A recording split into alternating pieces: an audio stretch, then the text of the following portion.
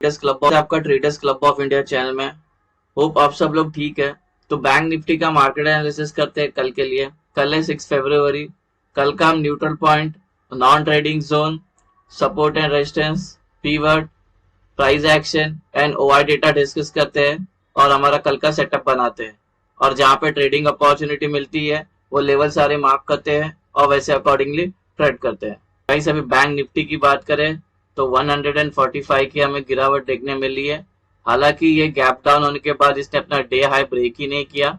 ठीक है, ये इसी के अंदर ही रेंज बाउंड थी और मार्केट कंप्लीटली साइडवेज थी।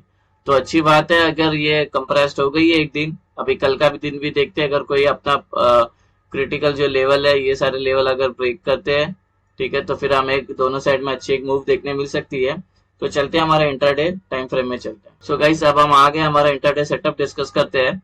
ये हमारा कल का न्यूट्रल पॉइंट और नॉन ट्रेडिंग जोन आ रहा है और ये डिसेंडिंग नैरो रेंज है। मैंने बताया था ये अभी कंप्रेस्ड हो गई है मार्केट, आज कहीं मूव नहीं दी तो नैरो न्यूट्रल पॉइंट हो गया।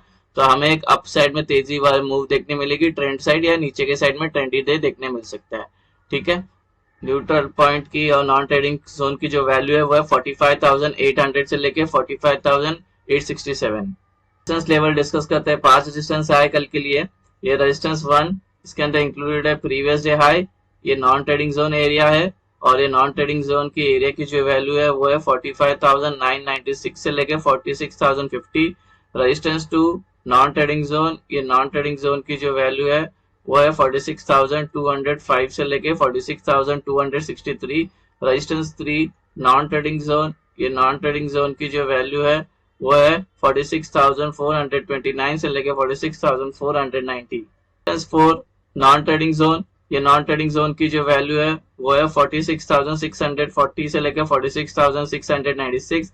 रेजिस्टेंस 5 नॉन ट्रेडिंग जोन, ये नॉन ट्रेडिंग जोन की जो वैल्यू है वो है 46,817 से लेकर 46,869। सपोर्ट लेवल डिस्कस करते हैं। ये सपोर्ट 1, इसके अंदर इंक्लूडेड है प्रीवियस डे लो, एरिया पूरा नॉन ट्रेडिंग जोन है और ये नॉन ट्रेडिंग जोन की जो एरिया की वैल्यू है वो है 45,621 से लेकर 45,681। सपोर्ट 2 नॉन ट्रेडिंग जोन, ये नॉन ट्रेडिंग जोन की जो वैल्यू है वो है 45,398 से लेके 45,464।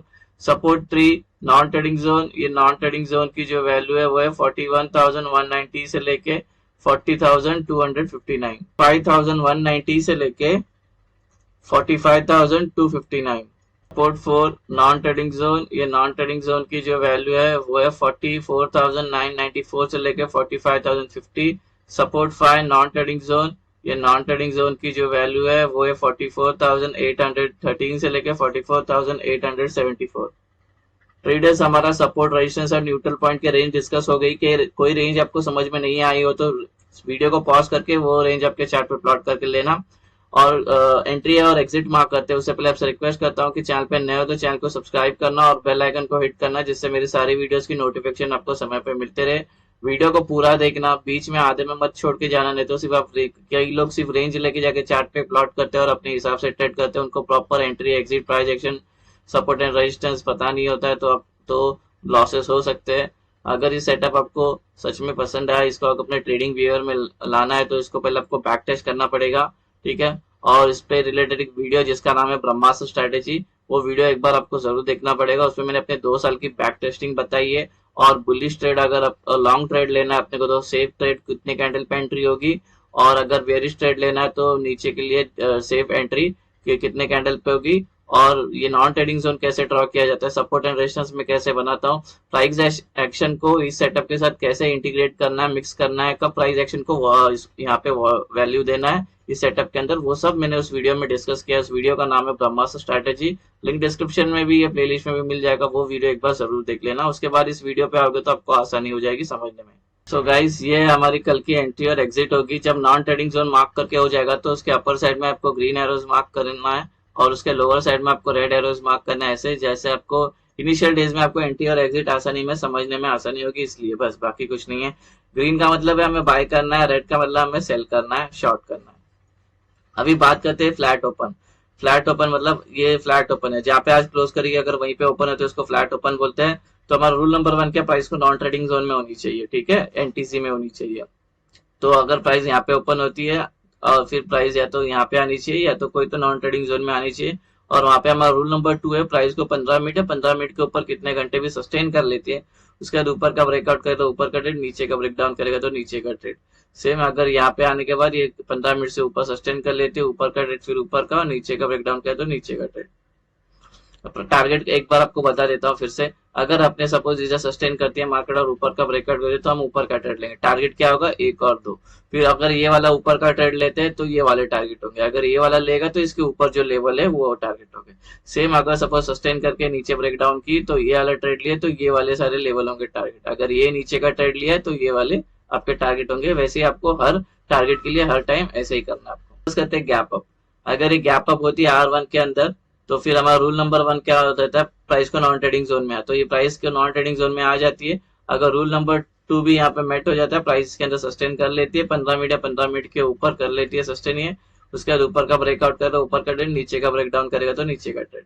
अगर एक गैप अप होने के बाद तुरंत गिरना स्टार्ट करती है या और ऊपर जाती है तो हमें ऐसे में वही प्राइस को नॉन ट्रेडिंग जोन में पहले आने देना है और वहां पे प्राइस को सस्टेन करने देना है, ठीक है।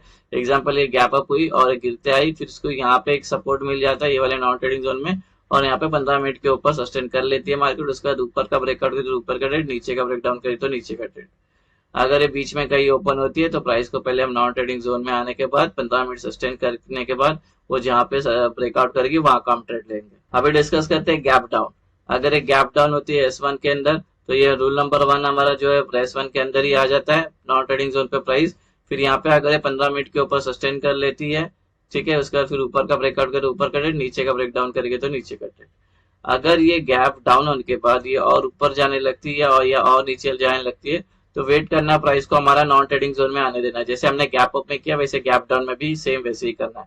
ये गैप डाउन होती है और फिर ऊपर जाती है, फिर यहाँ पे उसके नॉन ट्रेडिंग जोन में एक रेजिस्टेंस मिल जाता है, और ये वाले नॉन ट्रेडिंग जोन में अगर 15 मिनट या ये वाले नॉन ट्रेडिंग जोन में 15 मिनट सस्टेन कर लेती है, उसके बाद ऊपर का ब्रेकआउट करे तो ऊपर का ट्रेड, नीचे का ब्रेकडाउन करेगा तो नीचे का ट्रेड।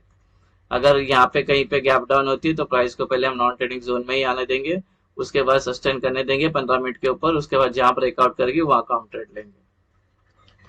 ट्रेडर्स हमारा गैप अप, गैप डाउन और फ्लैट ओपन का डिस्कशन हो गया। अभी ओपन इंटरेस्ट का डेटा एनालिसिस करते हैं। 45,800 पे प्राइस है, सपोर्ट लेंगे हम 45,500, ये हमारा सपोर्ट रहेगा, और रेजिस्टेंस रहेगा 46,100, ये हमारा रेजिस्टेंस रहेगा, ठीक है। बिकॉज यहाँ पे सबसे ज्यादा बिल्डअप है 30 लाख है और यहाँ पे सिर्फ 7 लाख, और रेजिस्टेंस में ये जो 46,000 है ये ऑलरेडी हमारा सेटअप के अंदर इंक्लूडेड है, तो उसके ऊपर वाला जो है 46,100 वो हम लेंगे, और यहाँ पे है लगभग 15 लाख का, और यहाँ पे है 1 लाख है, 2 लाख थे, 2 लाख में से एक गए तो 1 लाख बचे, ठीक है।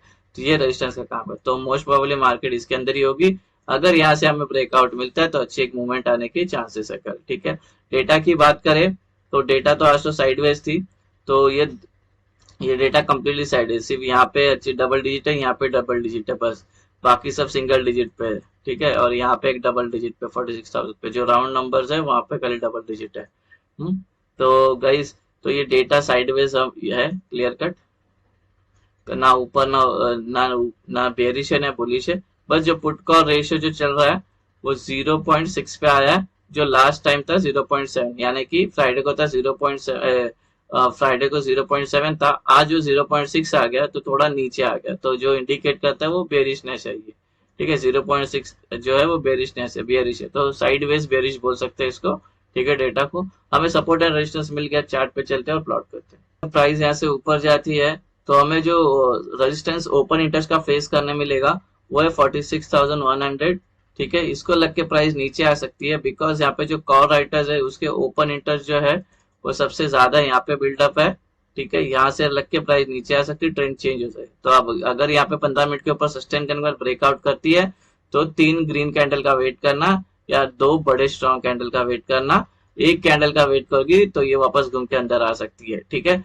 तो इसलिए ब्रह्मास्त्र वाला स्ट्रेटेजी देख लेना, उसपे मैंने ये वाला कॉन्सेप्ट डिस्कस किया है। अगर प्राइस यहाँ से नीचे ट्रेवल करती है तो हमें नीचे एक सपोर्ट देखने मिलेगा ओपन इंटरेस्ट का, ठीक है, वो है 45,500, ठीक है। इसको लग के प्राइस ऊपर जा सकती है, ट्रेंड चेंज हो सकता है बिकॉज यहाँ पे जो पुट राइटर्स है उसके जो ओपन इंटरेस्ट है सबसे ज्यादा यहाँ पे होंगे बायर्स एक्टिव, इसको लग के प्राइस ऊपर जा सकती है, ट्रेंड चेंज हो सकता है। अगर अपने यहाँ पे ट्रेड लिया तो इधर अपनी आधी क्वांटिटी बुक कर लेना। अगर बड़ी कैंडल से ब्रेकआउट होती है तो उसको ट्रेल सेल करते जाना।